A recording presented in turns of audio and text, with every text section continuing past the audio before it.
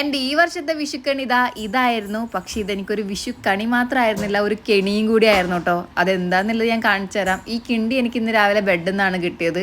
ഇതാണ് ഇന്നത്തെ പരിപാടി. ഞാൻ ഇത്രയും കഷ്ടപ്പെട്ട് കണി ഒരുക്കിയത് ഇതിനായിരുന്നല്ലോ എൻ്റെ കൃഷ്ണ.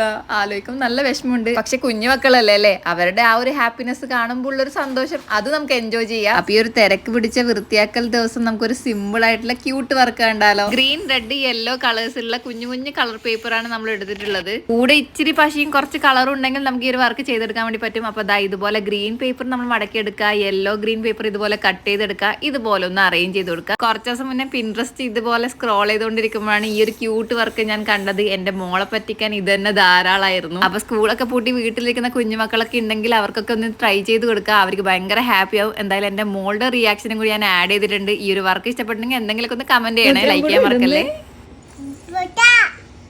പൂമ്പാത്തിയാ